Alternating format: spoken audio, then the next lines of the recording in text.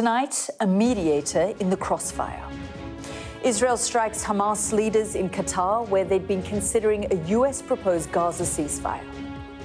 Noon today, I convened the heads of Israel's security organizations and authorized a surgical precision strike on the terrorist chiefs of Hamas. Hamas says its leaders survived, though the son of a chief negotiator, Khalil al-Hayya, was among those killed. The UN and others are condemning the strike. All parties must work towards achieving a permanent ceasefire, not destroying it. The White House, for its part, says President Trump feels very badly about the attack and promised Qatar it wouldn't happen again. So what now for peace efforts and the remaining hostages? I'll ask a former Israeli Prime Minister and a leading Palestinian politician. I've also sat down with the NATO Chief, Mark Rutte. Our other top stories tonight. The heart of government ablaze in Nepal, how a short-lived ban on social media provoked a nation to erupt and bring down its Prime Minister.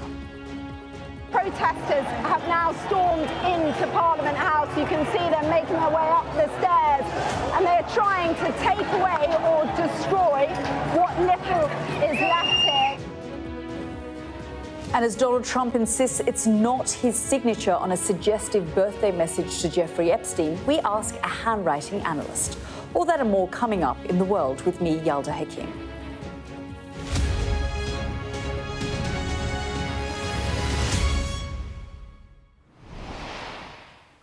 Good evening. Qatar has been at the centre of negotiations to stop the war between Israel and Hamas in Gaza. Well, today, the Gulf state came under attack from Israeli missiles aimed at Hamas leaders in its capital, Doha. Sources in the region have told me the strike, which Israel called Summit of Fire, was approved in strict secrecy by a core group within cabinet, hidden from the wider cabinet. Among the targets, exiled Hamas leaders and chief negotiator Khalil al-Hayya. He, among others based in Doha, had seemed out of reach as Israel assassinated its enemies in places like Tehran and Beirut. Well, no longer. Shortly, I'll speak to US correspondent Mark Stone at the White House, but we begin with this report from our Middle East correspondent Adam Parsons in Jerusalem. The smoke you see here is from an explosion, and its shockwaves are now echoing around the Middle East. Israeli airstrikes on Doha targeted at Hamas leaders who'd gathered there to discuss a ceasefire in Gaza. Sky News understands Hamas's leadership committee survived this attack, but 5 members of the delegation were killed. Qatar says it had no prior warning of the attack. Israel's Prime Minister, proud and unapologetic about attacking a Gulf nation. Much of the world, including much of the democratic world, or governments at least, have shamefully forgotten October 7th. But I don't forget. On this day, as in previous days, Israel acted wholly independently, and we take full responsibility for this action. The Israelis claim they were spurred into action by this, the bus attack on Monday morning in which 2 Palestinian gunmen killed 6 Israelis. But the attack on Qatari soil had been planned for weeks, if not months. Hamas had claimed responsibility for the bus attack, but not long after, its leaders were being targeted by an airstrike. Qatar is a geopolitical powerhouse. Negotiations were held there within a month of the October 7th attacks. It said it strongly condemned what it called a cowardly and criminal attack. Qatar is also home to the biggest American military base in the region. And this time, the Americans, normally such steadfast defenders of the Israeli government, appear to be keeping their distance. Unilaterally bombing inside Qatar, a sovereign nation and close ally of the United States that is working very hard and bravely taking risks with us to broker peace, does not advance Israel or America's goals. The president views Qatar as a strong ally and friend of the United States and feels very badly about the location of this attack. Much stronger condemnation has come from countries in the region and from beyond. I condemn this flagrant violation of the sovereignty and territorial integrity of Qatar. All parties must work towards achieving a permanent ceasefire, not destroying it. In Gaza, the Israeli military has launched its assault on Gaza City. Tower blocks have been toppled, hundreds of civilians killed, and 1 million told to flee. Benjamin Netanyahu insists his aim is to destroy Hamas and to rescue the 48 hostages, living and dead. But some hostage families are now furious, insisting the attack on Qatar imperils both the ceasefire and their loved ones. I am shaking with fear. I am shaking with fear. It could be at this very moment that Prime Minister Benjamin Netanyahu basically assassinated my matan, sealed his fate. Anyone who decides to deliberately endanger my matan's life is murdering him. Why does the Prime Minister insist on blowing up every chance for a deal? Why? Certainly the chances of a ceasefire now do seem slight. And there are those within the Israeli cabinet pushing Netanyahu to use military might to simply annex all of Gaza. This was already a taut country. Now, as air raid sirens ring out again, the tension and the anxiety are increasing. And Adam joins us live now from Jerusalem.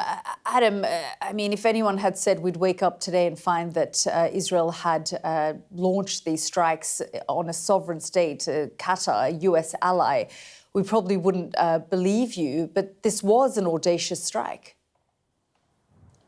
It really was. And you're right. If anyone had predicted that, you would have probably written it off.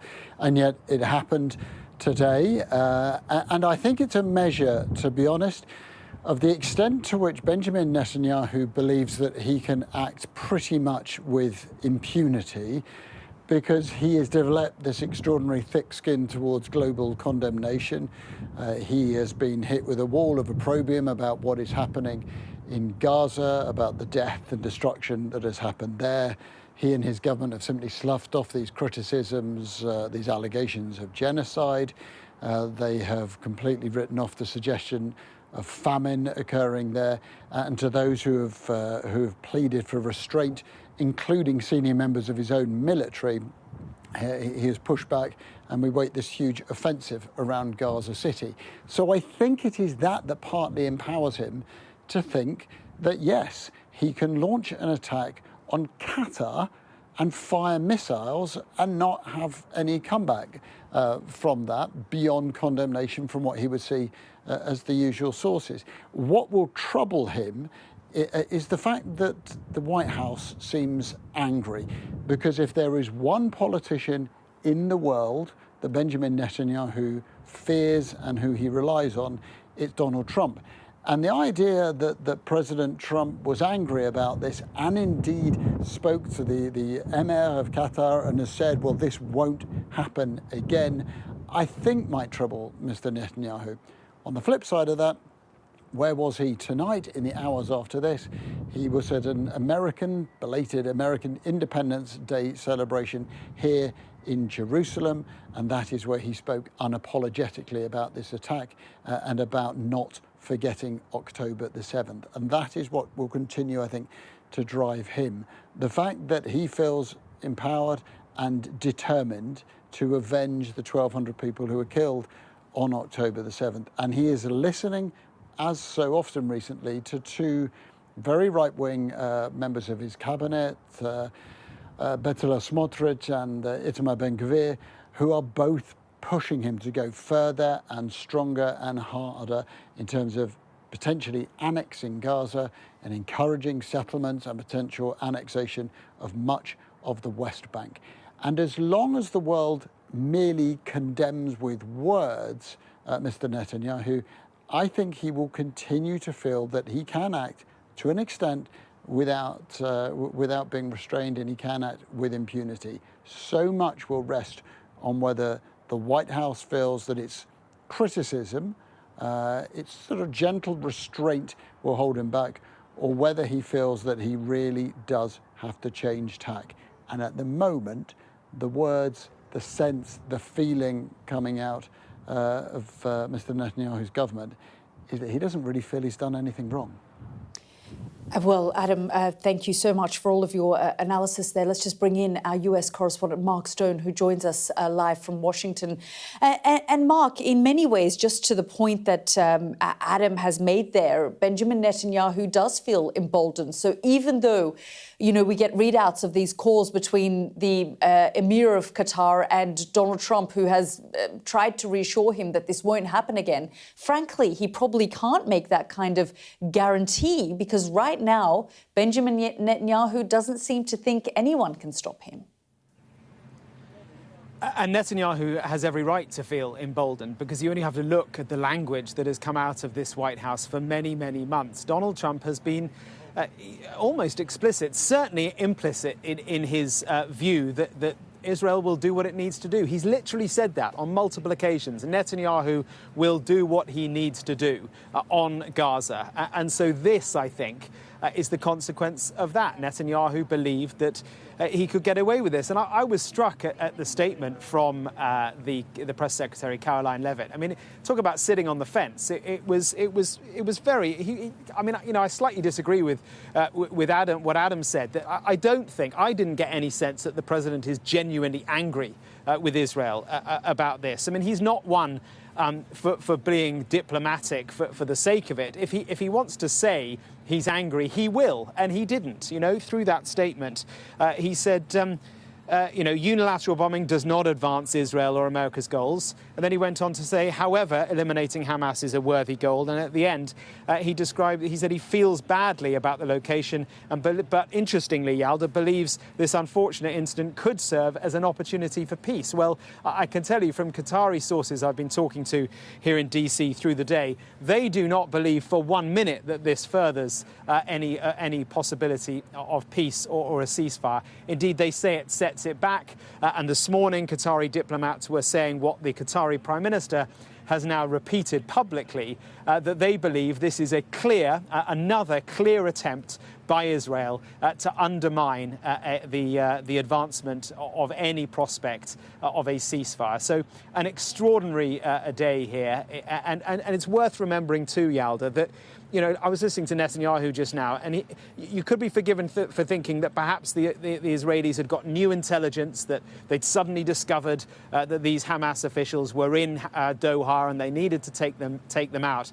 Clearly, that's not the case. We know that for many, many months now, the Israelis and Hamas officials have literally been sitting in the same hotel, different wings of the same hotel, and the Qataris and the Egyptians and American officials at times have been shuttling between those two wings, trying to find a form of peace, trying to find common ground between the two sides. So this is a very intentional, unilateral move by the Israelis, and it's very hard to see that it is anything other than a complete undermining of the prospects for peace.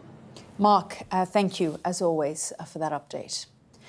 Well, in Doha, in the past few minutes, Qatar's Prime Minister Mohammed bin Abdulrahman bin Jassim bin Jabr Al Thani has been responding to today's Israeli strike on Hamas leaders in the capital. Here's some of that news conference.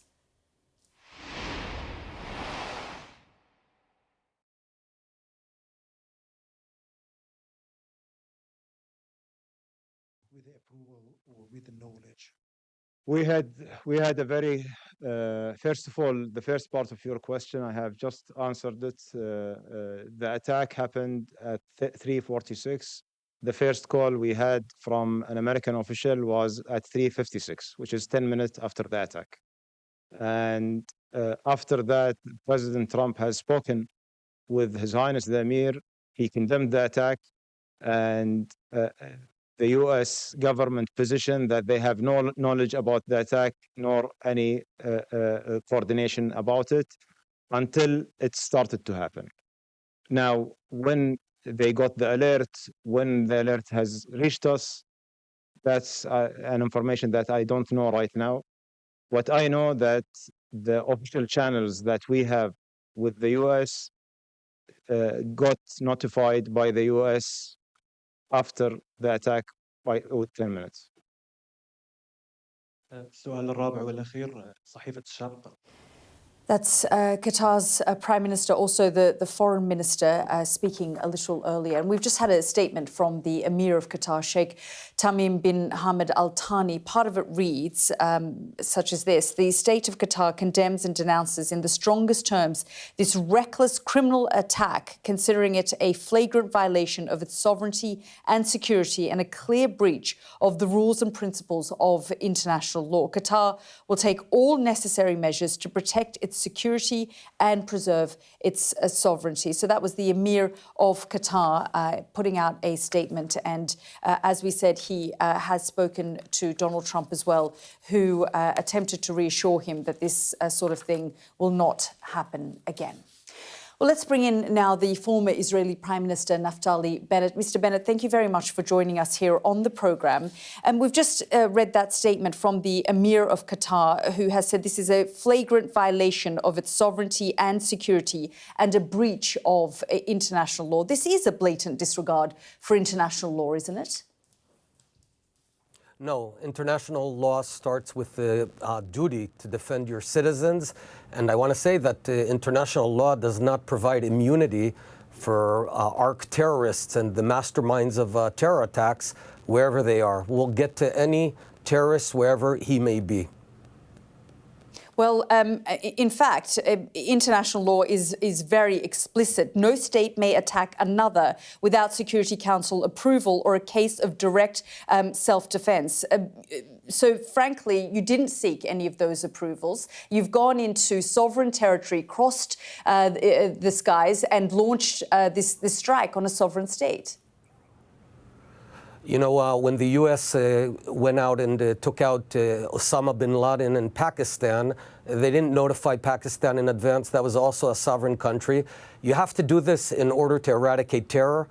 These are the people who control Hamas in Gaza, control Hamas in Israel. They are responsible for yesterday's attack, where Hamas took responsibility for the killing of 6 civilians in Jerusalem at a bus station. So a terrorist is still a terrorist, even if he sips tea at a 5-star hotel in Doha. So you're saying basically that sovereignty is negotiable. International law is just a thing of paper. Diplomacy, these sorts of things don't actually matter, because we know that for the last 20 plus months since October 7, Israeli officials have travelled to Doha a number of times, sat in hotels where Hamas was in another wing of that hotel and negotiated with their Qatari counterparts. How can they now trust Israel? I don't need them to trust Israel. Qatar is a terror state. Doha is a terror capital. And we know that for the past 25 years, they've been planning terror attacks from Doha. They've been acting them. They've been sponsoring terror and funneling billions of dollars to Muslim Brotherhood terrorists and to Quds terrorists of the Shiite. They're the only ones who support financially both Shiite and Sunnite terror. So I don't need their approval. I don't need them to love me. I need to protect our people. Well, the United States, they're an ally of the United States. They have, the US has military bases in Qatar. And frankly, as far as keeping terrorists there, it was the United States under President Barack Obama who asked the government of Qatar and the Emir of Qatar to have the Hamas office there. So pointing the finger of blame at Qatar in this instance for housing Hamas, when it was in fact the US president who asked them to do that. No, but I'm talking about much more than just harboring. I'm telling you that, first of all, we attacked Hamas. Hamas is our target. We didn't attack the Qatari leadership or anything of that sort. But I want to be very clear that if you take responsibility yesterday for killing 6 citizens, you're not immune just because you're at another location. You can't kill Israelis. You can no longer kill Jews and think that you can get away with it wherever you may be. So, Mr. Bennett, when the US president tells the Emir of Qatar or attempts to, reassure him that this kind of thing won't happen again, are you saying he's in fact lying? No, that's what you're saying. I'm not saying that. No, he's told the Emir of Qatar this is not going to happen again. You're saying wherever Hamas is, we're going to go after them. So you would attack Qatar again? I'm not going to say what we're going to do or not going to do. I will tell every terrorist on earth in the last few minutes. You said we will do it again. Let me be clear. Any terrorist on earth who's planning to murder Israelis, planning to murder Jews, will be killed if necessary. Nothing will be a safe haven for terrorists who want to murder my people. And that is the position of the Israeli government, regardless of what the US president is saying, that this won't happen to the Qataris again? I don't think the U.S. president says that you can go murder Israelis and get away with it. He himself said that these. Let me finish the sentence. President Trump today, after the attack, said through his spokespeople that the Hamas leadership needs to be eradicated. He did, in fact, but he also spoke in the last hour or so with the Emir of Qatar. They've put out a statement saying that the U.S. president has told them this isn't going to happen. Look, what I can tell you is my message, our message, is that the days where you can go around murdering and raping and burning Israelis, let me remind you, it was Hamas who attacked Israel on October 7th, burning, raping, murdering 1,200 Israelis. Right now, Hamas is holding 48 hostages, of which 20 are alive and being tortured and starved to death in dungeons. So Hamas is the terror group. We are on defense. And when you take out terrorists, you're actually saving lives, and we're proud to do that. Naftali Bennett, thank you very much for joining us here on the programme. Thank you.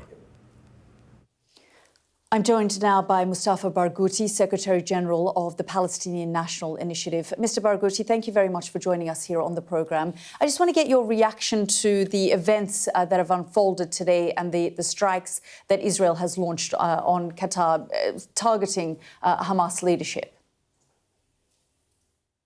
I think what happened today has shown that Israel is practicing state terror against other countries, violating their sovereignty, even against a country that was instrumental in the release of so many Israeli captives through the negotiations that were conducted on its soil.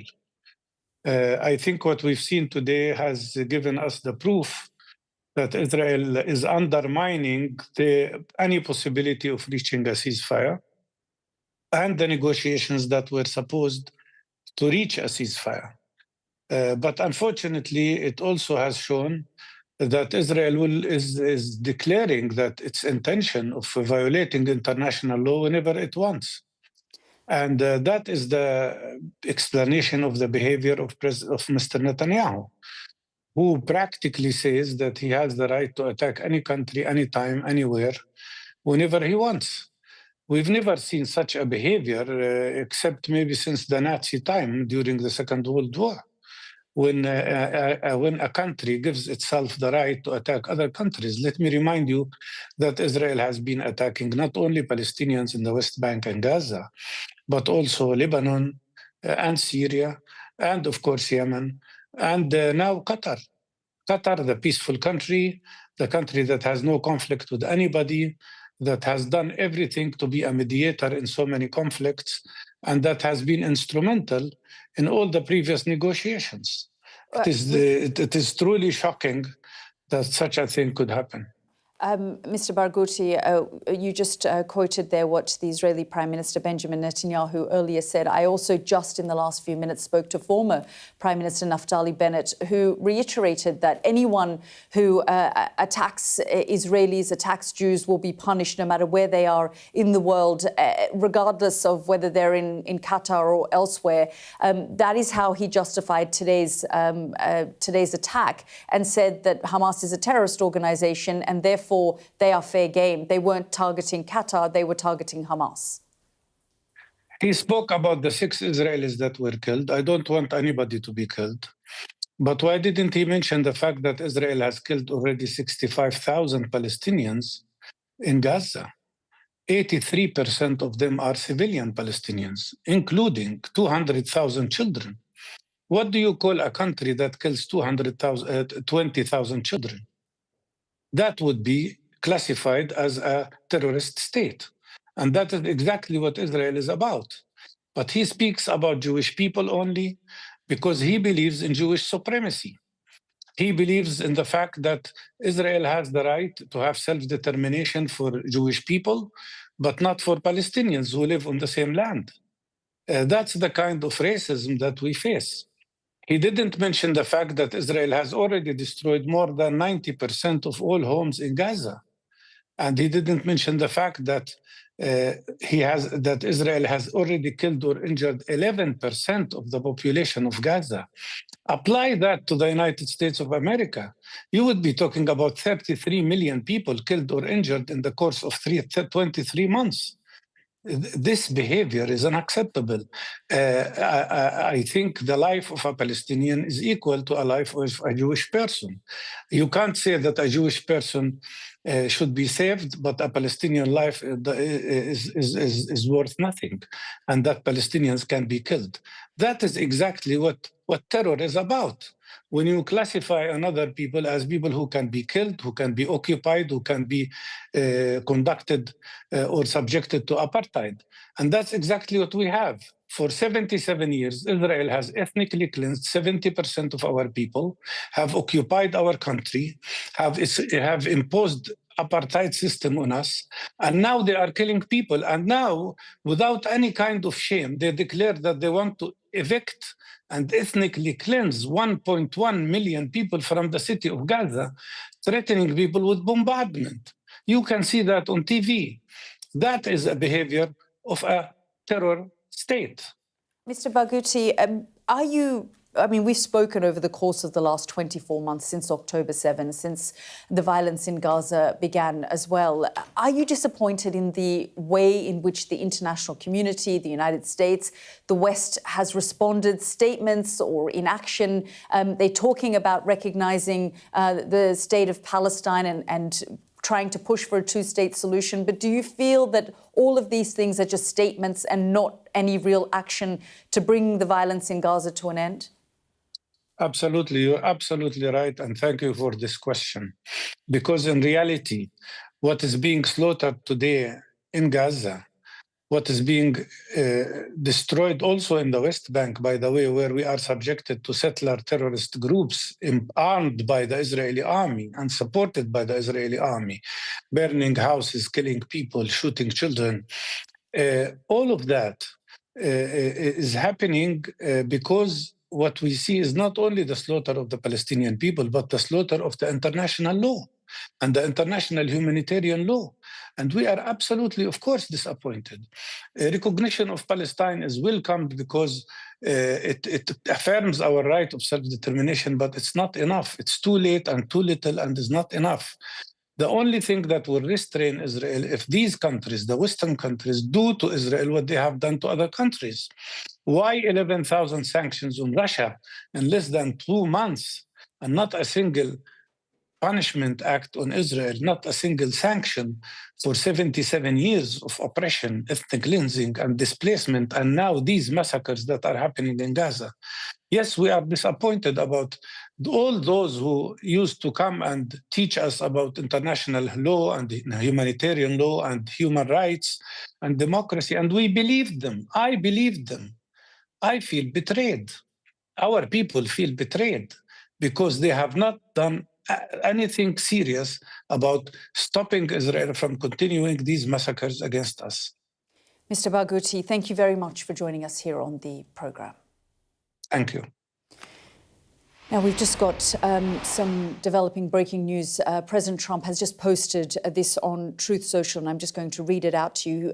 We've got it there on our screen. He writes, "This morning, the Trump administration was notified by the United States military that Israel was attacking Hamas, which very unfortunately was located in a section of Doha, the capital of Qatar. This was a decision made by Prime Minister Netanyahu. It was not a decision made by me. Unilaterally bombing inside Qatar, a sovereign nation, and and close ally of the United States. This is working very hard, and that is working very hard and bravely taking risks with us to broker peace, does not advance Israel or America's goals. So that's President Trump saying that this was a unilateral decision made by the Israeli Prime Minister to bomb the state of Qatar, a sovereign nation, he says, a close ally of the United States, and it wasn't a decision made by Donald Trump. I immediately directed Special Envoy Steve Witkoff to inform the Qataris of the impending attack, which he did, however, unfortunately too late to stop the attack. I view Qatar as a strong ally and friend of the US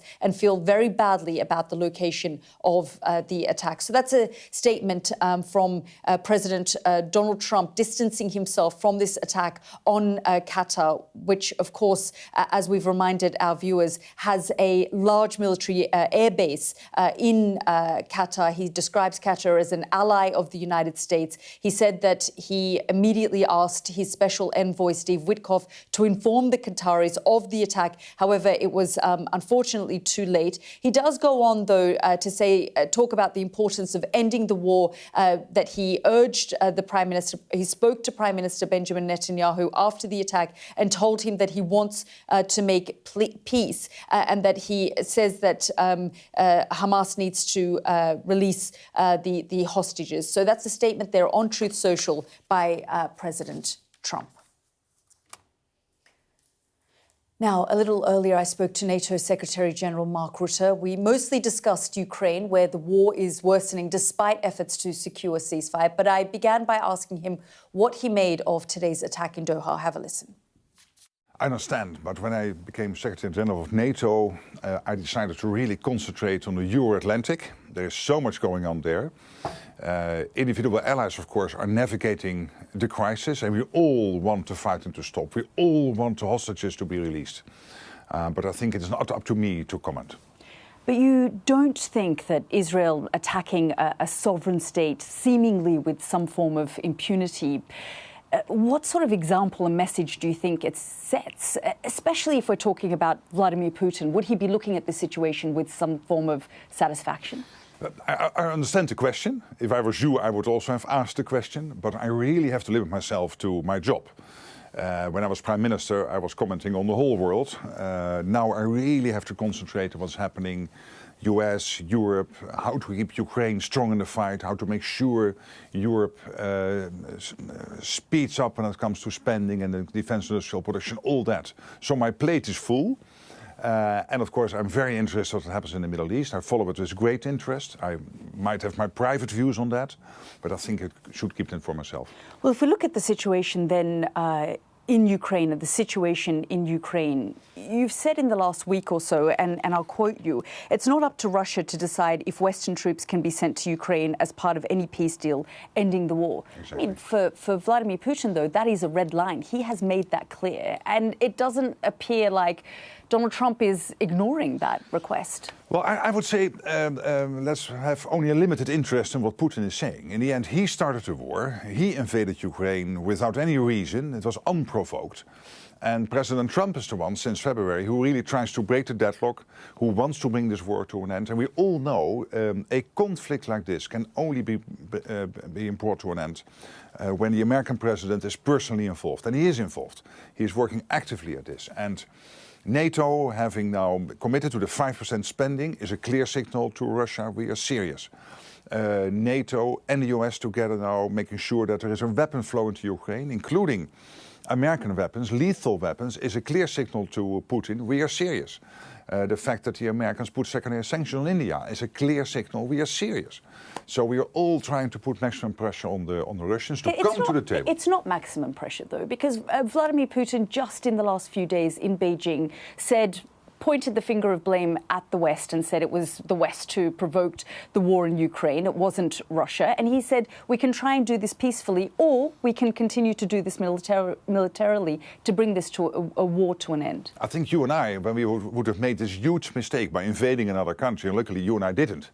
probably you would say the same. But we know in what situation he is in. The economy is doing very badly in Russia. The Ukrainians, he thought he would capture the whole of Ukraine within a month. He had his victory celebration already planned in Moscow in late February, March 2022, and now it's 2025. The Ukrainians staunchly have defended themselves. So what we have to make sure is that they have what they need to continue the fight if necessary. And at the same time, we have to do everything to make sure that we bring Putin to the table. Zelensky is willing to sit down, play ball, but then of course Putin has to show up. And Zelensky knows that when there is a deal, that there will be security guarantees for Ukraine to prevent Russia from ever again attacking Ukraine. Do you think these are just words, Secretary General? Because as far as Russia is concerned, it doesn't appear that he's going to come to the negotiating table. Do you think the West, Donald Trump, yourself, are being naive? Well, I have dealt with Vladimir Putin many times when I was Prime Minister. I've visited Moscow a number of times. He came to Amsterdam. We had many conversations, discussions.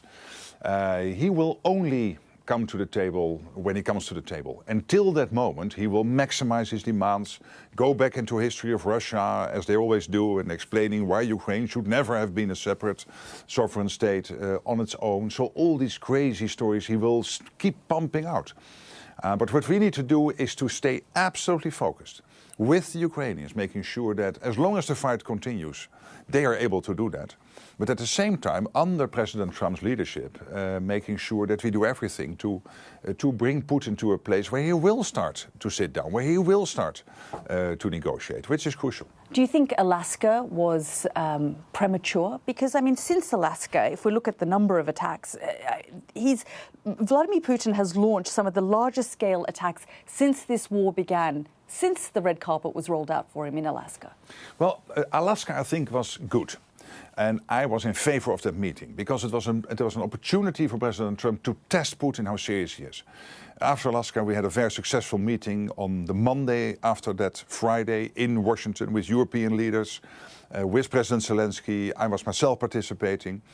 And at that moment, President Putin somehow agreed to a bilateral meeting with Zelensky. And so far, he has not shown up. Yeah, he said you can come to Moscow, which of course is absolutely impossible, as long as Russian missiles are raining down on Kiev, Kharkiv and Lviv, on major Ukrainian cities, hitting innocent civilians, civilian infrastructure.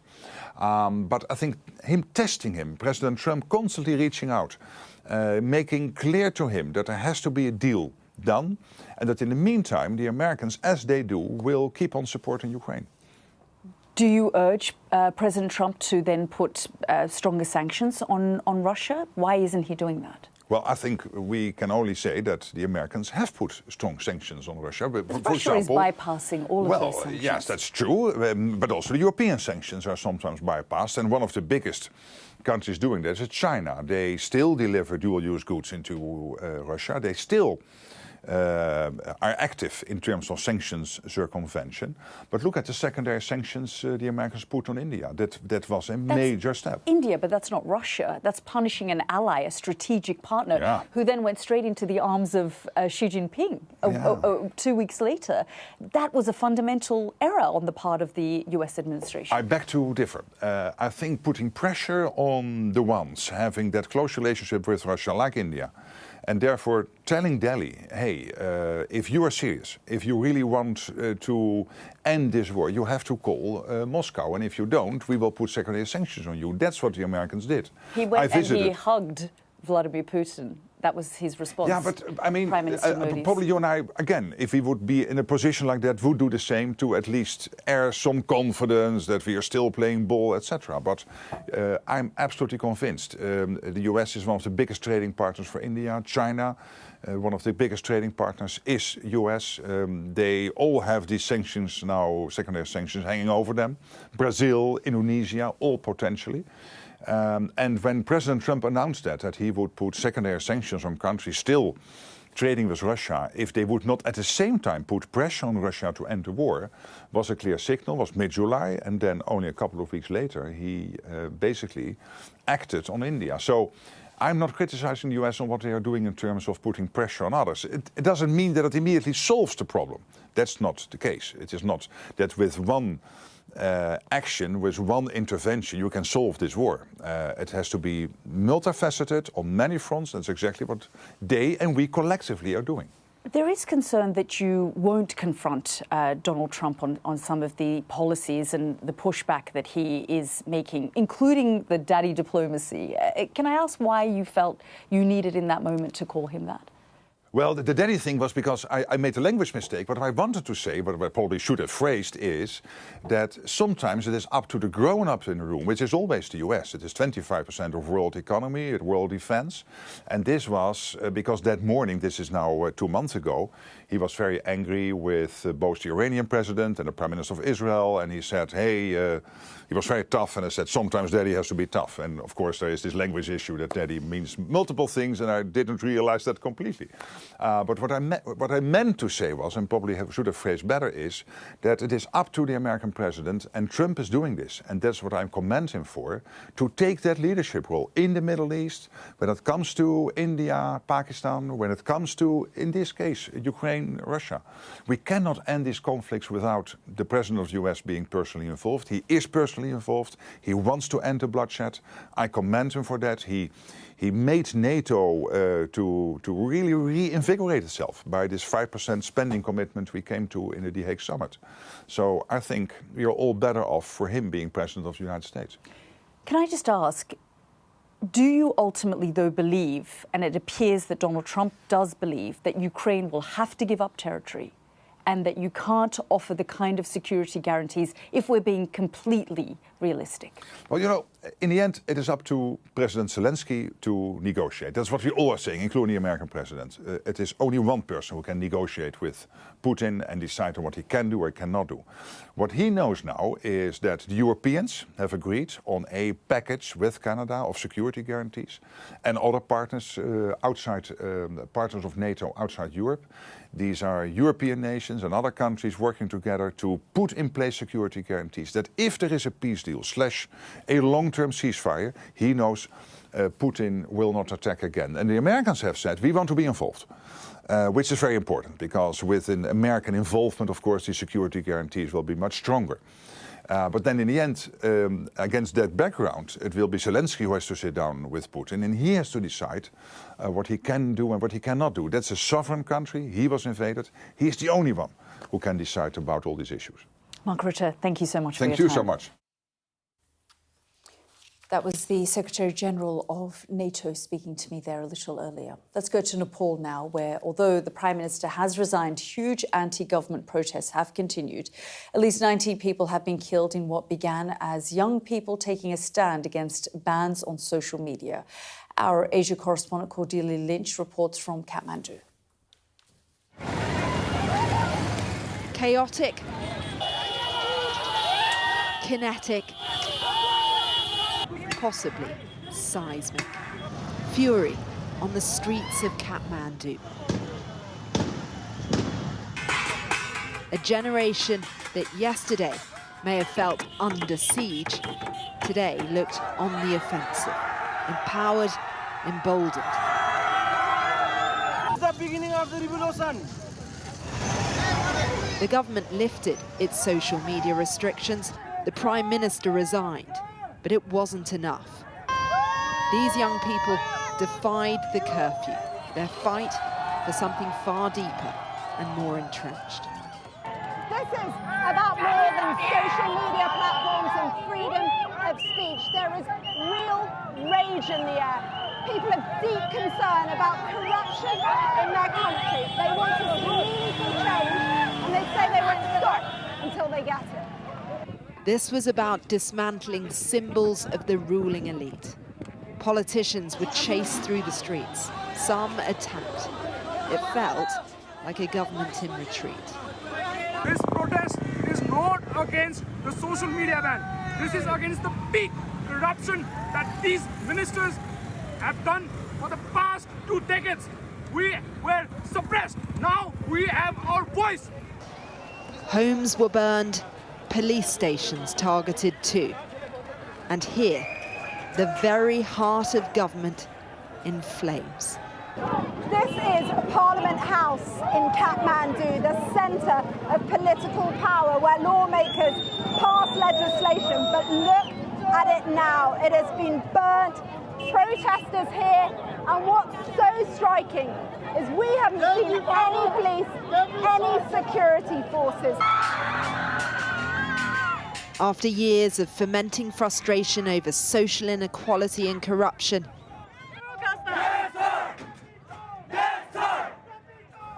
they declared this the beginning of a revolution.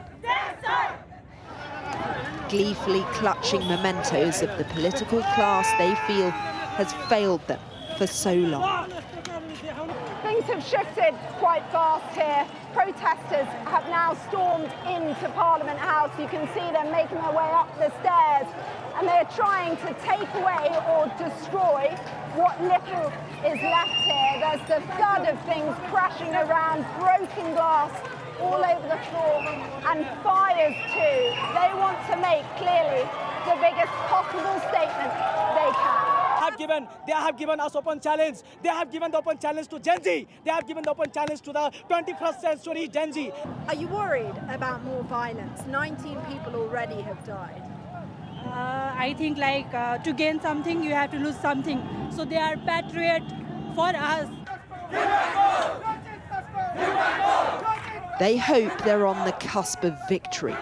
Revolution or reckoning, it is a powder keg for Nepal, both perilous and pivotal. Cordelia Lynch, Sky News, Kathmandu, Nepal. Let's go to the United States now. The White House says Donald Trump is happy for handwriting experts to review a letter he allegedly sent to the paedophile Jeffrey Epstein. The president denies writing the lewd birthday note released by Democrats, despite the fact it appears to show his signature. Our US correspondent James Matthews reports from Washington. It's busy on the street they call Embassy Road. The traffic here is VIP in a Washington neighborhood that cradles the diplomatic community, embassies and all. In the corner that is forever Britain, they've known better days. Inside the UK embassy, they caught sight of their ambassador as they've never seen him before. So did we. This was Lord Peter Mandelson, as seen in a birthday book given to the sex trafficker Jeffrey Epstein. Mandelson's contribution included pictures in a dressing gown, images of a tropical island, and of this senior government figure on holiday. Written messages called Jeffrey Epstein his best pal. "Happy birthday, Jeffrey," he wrote. "We love you." And he told of stays with Epstein's friends. Yum yum, he added in brackets. Sky News asked Lord Mandelson about his relationship with Epstein earlier this year. Hi, Mr. Mandelson. James Matthews, how are you doing? Hi, very well. Nice to meet you. Specifically about a stay at the paedophile's New York apartment after Epstein had been convicted. I'm not answering any questions about him. He was in jail at the time for soliciting prostitution from a minor. And my knowledge of him is something that I regret. I wish I'd never met him in the first place. Why did you have an association with him? Because he was in jail at the time. Why did many people meet him? He was a prolific networker, and I wish I'd never met him in the first place. Was it an error of judgment, sir, or was it more than that? The British ambassador would still appear to have the confidence of his employer, the UK government. Questions in Downing Street have effectively been stonewalled. Questions about security issues, an insult to the victims. Had the government ever asked Lord Mandelson about the nature of his relationship with Jeffrey Epstein? Mandelson isn't the only name that jumps out from the 50th birthday book. For the first time, we've seen the hand drawing of a woman's figure with Donald signed below the waist. Not the Donald, according to the White House. The president did not write that letter. He did not sign those documents. He maintains that position. It's incredibly distinctive. Caroline Levitt said they'd support an expert review of the signature. We asked a handwriting expert of our own. To her mind, it's signed and sealed. It's absolutely identical, both in pressure and length and formation of just about every single stroke. It is the birthday book that makes difficult reading for everyone. James Matthews, Sky News in Washington.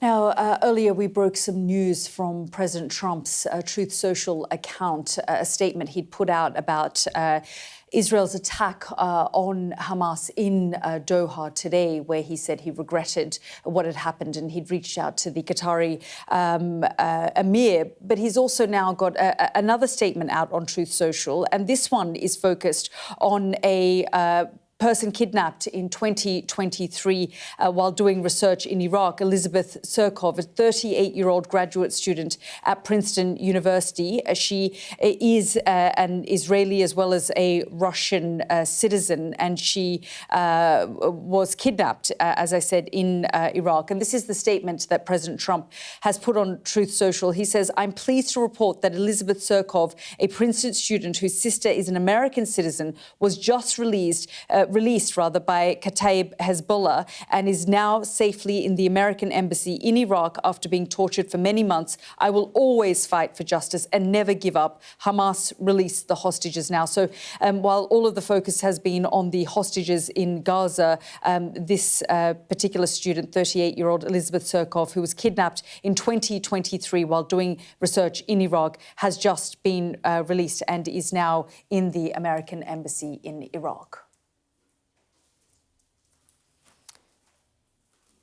Now, the French President Emmanuel Macron has chosen his new prime minister, but the country is bracing for what protesters are calling a nationwide shutdown. Defence Minister Sébastien Lecornu has replaced François Bayrou, who was ousted from government in an historic confidence vote last night. Mr. Lecornu, a close ally of President Macron, is the country's fifth prime minister in just 2 years. Mr. Bayrou paved the way for his successor's appointment by formally handing in his resignation at the Élysée Palace this afternoon. But the chaos is far from over, with huge nationwide protests expected tomorrow. A grassroots movement known as Let's Block Everything has called on its supporters to help grind the country to a halt. The French authorities say the authorities will deploy around 80,000 police officers to help tackle the disruption. So Emmanuel Macron is gearing up for a potentially huge day of unrest tomorrow in France. But where does what happened leave his position as president, and what does it do to his image on the world stage? Well, earlier this morning, I recorded my podcast with Richard Engel from Paris, and we spoke about this very issue. It's not out yet. It will come out first thing tomorrow morning, so make sure you follow us so you don't miss it. But for now, here's a sneak peek. Emmanuel Macron is vulnerable. We see him as this strong guy in Europe who is calling for a two-state solution in the Middle East. You know, he's going to be at the UN General Assembly and he's going to say that he recognizes the Palestinian state. He has taken on President Trump when it has come to Ukraine. He's almost rallying other European leaders and saying, I am your leader and I am your partner, Germany and, other European leaders. But he can't seem to hold a partner down here in France. He's prime minister. He can't seem to hold the post of prime minister. It's just like a poison chalice, a revolving door. That's the podcast now. Underwater curtains reflecting sunlight and pumping the ocean full of nutrients. These techniques, known as geoengineering, are being considered as part of efforts to save the Arctic. Thomas Moore reports. So this is the freezer. In a Cambridge lab where the temperature is -9, scientists are experimenting with a plan to refreeze the Arctic. Trials begin in northern Canada this winter, with seawater being pumped onto the surface of floating ice. So I'm going to pour this water into the bucket here, and then we're going to let it freeze over the next few days. They hope it will make the ice layer thicker, stop it melting over the summer, and preserve the reflective white covering at the pole that helps cool the planet. And in this box, then we'll pour water on top after 4 days, and then that will be our simulated of thickening the ice in the winter. In the Arctic winter, to get our lab measurements, which are a lot more accurate and a lot easier to repeat. The work's funded by the government's Advanced Research and Invention Agency, which backs ideas on the very edge of what's possible. If we leave it 20 years and climate change continues in the way that we see it right now with the disasters unfolding, and we haven't done our homework, in other words, just thinking about what the potential options are, and this is only one project with one option, then we're going to be in a terrible place. It's called geoengineering or climate repair. Other ideas include scattering sun-reflecting particles high in the atmosphere to shade the planet, underwater curtains that stop warm sea currents creeping underneath floating ice shelves in Antarctica and melting them from beneath, and scattering nutrients such as iron into the ocean to boost the growth of microscopic life that sucks carbon out of the atmosphere and drags it to the sea bottom when it dies. But this is controversial. Other scientists say the technology is untested, and even if it did work, it would be hugely expensive to scale it up enough to make a difference in the Arctic. A new assessment by a group of climate scientists says the promise of geoengineering just doesn't stack up. We're talking about hundreds of billions of dollars. It's almost a bit of a fantasy, actually, that we can do this within the time frame that we have. Being serious about solving the climate crisis requires us to reduce our carbon emissions. And some of these ideas, these concepts, are distracting attention away from what we know we need to do.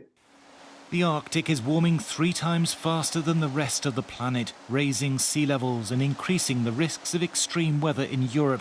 But scientists can't agree on whether geoengineering is our last hope of saving the ice or a false promise. Thomas Moore, Sky News in Cambridge. That's it from the World Team and I. The news at 10 is next with all the latest headlines with Anna Botting. Goodbye for now.